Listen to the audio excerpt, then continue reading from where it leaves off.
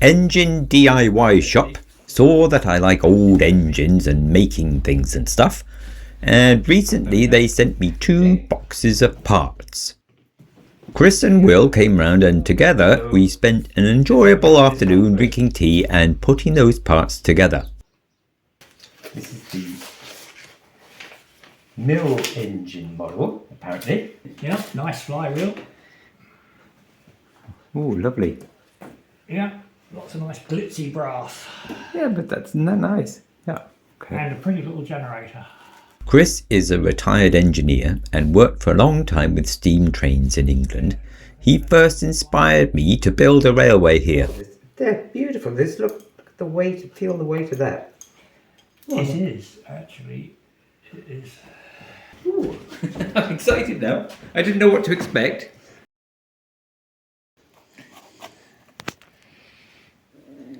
The detail. Is this the governor? It's interesting because there's a lot of complexity there. Look at that. Well, I made a governor last week, but it didn't look like that. Okay, come on. This is the main boiler. Yeah, the boiler. Complete with fire hole. We'll discover eventually what you fire it with. Just show us that, open that little door. Oh. Cotton wool by the feel of it. Or maybe it's Or to be something lit like like that. Maybe you put Oh, some... you could just tip mess or something in. Yeah. Yeah, and that's the... Yeah, could be. Wow. Lots of actually very nice detail on it. Not often you get that. Hopefully got some understandable instructions. Do we need to worry about them? Of course we do. For a lot of this Better for a lot of this sort of thing, this is actually quite detailed and complex, so it would be as well to look at them. I suppose we should, even before we start, you mean? Yeah. All right. What's that then? Eccentric. Ooh. So that must relate to the valve gear. Oh yes. Brief, it's going to take us all afternoon. A treasure trove of goodies. Now that one is self-explanatory. Your flue or chimney, depending on what you call it, and it looks like it's got a hole for a pin to pin it in so it doesn't just fall out. Huh? Sight gauge, water gauge for the boiler. That's phenomenal, isn't it? I don't know whether that's glass or plastic, probably plastic. The sort of temperatures these things work at, plastical coat. Well, it feels like glass, but anyway, yep. Yeah, it could be glass, in which case you have to be particularly careful not to break it. Oh, spare glass. They know they break. Well, yeah, but it's great that they put it in. It is, yeah. That's not a dial, is it? No. Or is it? Yes, it is. Pressure gauge, I think. It's a pressure. Yes, it's not marked with a pressure. Not that I can see anyway. Holy moly, that's phenomenal, isn't it? It is, yeah. They've really gone to town on this to put in all sorts of detail. Fireproof tray, if you're lucky. Oh, there we are. That way. Ah, now we know what happens to the bare wires. That's your classic knife switch. Oh. Marvellous. That I like. Yeah. None of this newfangled modern stuff. Yep. So far, we're pretty impressed, aren't we? Yep. Lovely clear pictures, and each one is numbered. And that's the 2, box content. 3. Yep. Box content. Okay, so we should be able to figure this out because they've... Part 1, cylinder, piston rod. I think part 2, that is eccentric valve rod, which will go in there.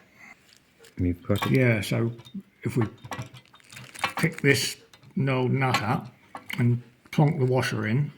Okay, one of these. Yeah. Already seeing 2 things with this. A, you need good eyesight, with or without glasses. And secondly, a second pair of hands would be very useful. Yes. Otherwise you'd have trouble getting this washer in. Don't drop anything on the floor. And yeah, and don't drop anything on the floor. Okay. a little rubber. Is that a grommet? No, it's not a grommet. It's a seal, isn't it? Washer, well, see a sealing washer. Pop that in the hole.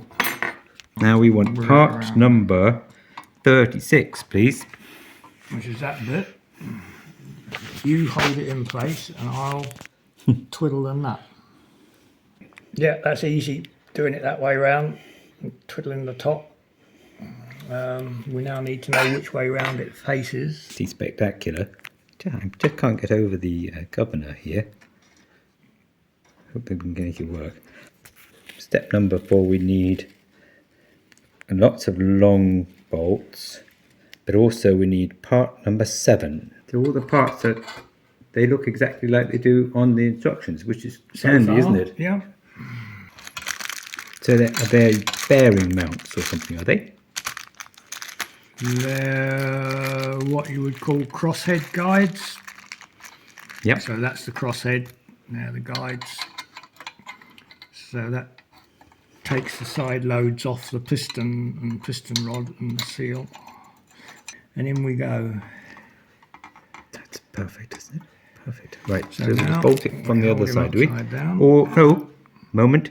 I think we bolt it from the top down. Oh, do we? Yeah, according to the picture. Okay, hang Oh, on. right, okay. I can imagine how that happened because I helped him replace the flue liner from the Rayburn or Larg or whatever it was. And that was back when his parents were in we were up on the roof for ages struggling, and then he was down below and I was up top. Yeah, quite shocking to see it, though.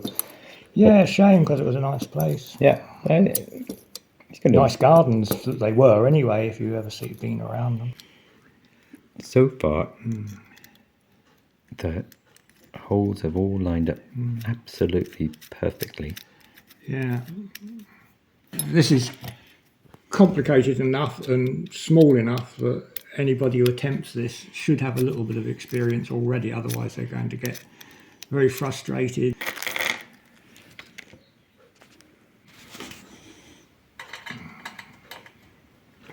Now this is where you have to be very careful and not tighten up the screws much, because until you've got it supported in 3 or 4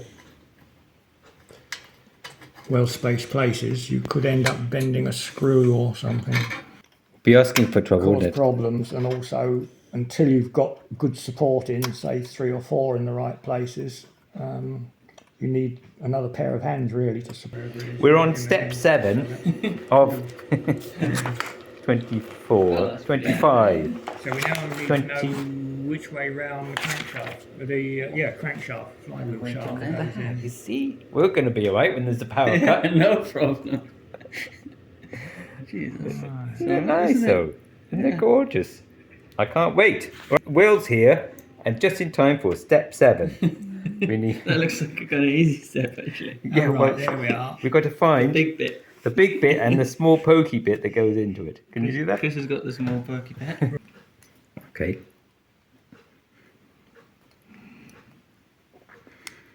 So those little screws, little grub screws, they tighten up Squeeze the in. bit in the middle. Ooh, lovely. I wonder what kind of RPM this will work at. Okay, so next step.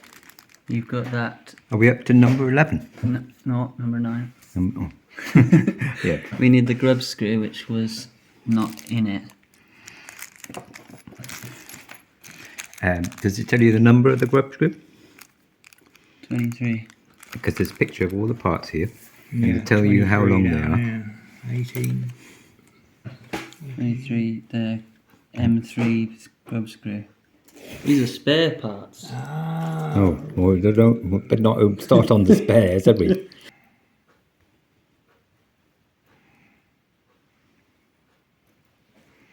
Right, so that goes on that edge. Oh, well, of course, the flat is for the grub screw to bite on, I guess. Has the grub screw gone too far in? I don't think so, but that would be a Seems logical thing to reluctant. complain about. I'm not complaining. I'm I mean, I can't. catching up with you two engineers. It's definitely not. But It's the sort of thing I would I'll do. turn it off a whole turn anyway.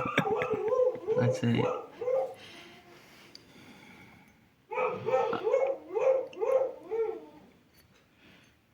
Nice. How far in then is the question?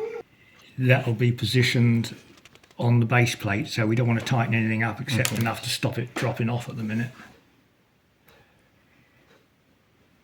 So, just as well someone's rolled up with good eyesight. young Will, where have you been? Yeah. Can you hold that up out of the way? Now we're on to 3 pairs of hands, probably. Right. So that one sits there where the flanges are. Which is it on the nearest? So we can move it to any groove, can't Once we? it's on, we can move it on. Yeah. Do you want the tweezers, company tweezers?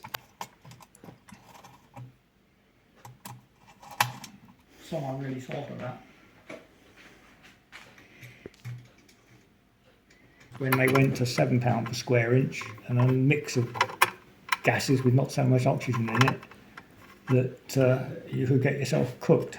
And so it went on. We didn't get it all finished that afternoon, but nearly. Thanks, lads. One small part was missing, or perhaps it fell out of the box somewhere. Either way, a replacement was quickly sent, and then I was ready to fire it up for the first time.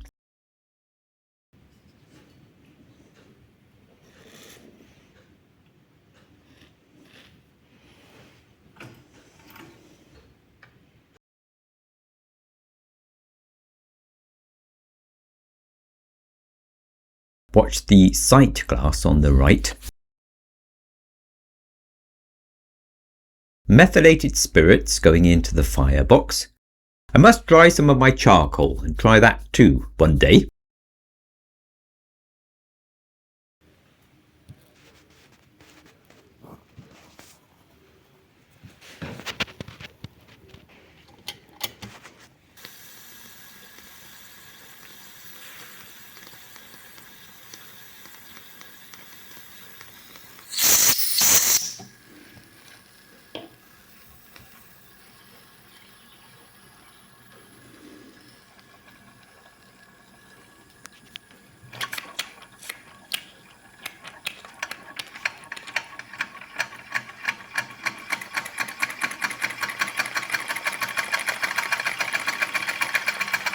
Now isn't that amazing?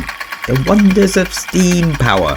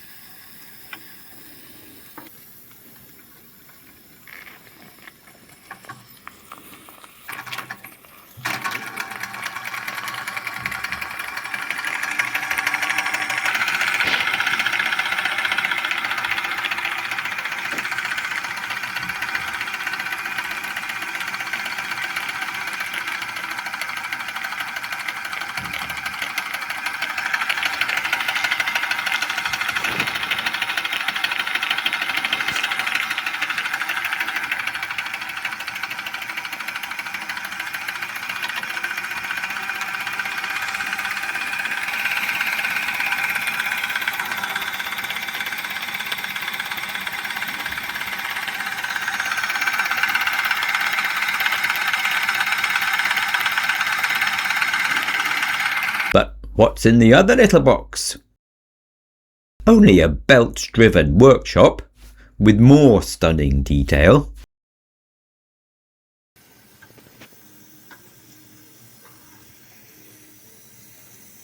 Makes me wish I was only about 4 inches tall. Perhaps I'll take this into schools or put it on the top shelf of my arcade tent one day.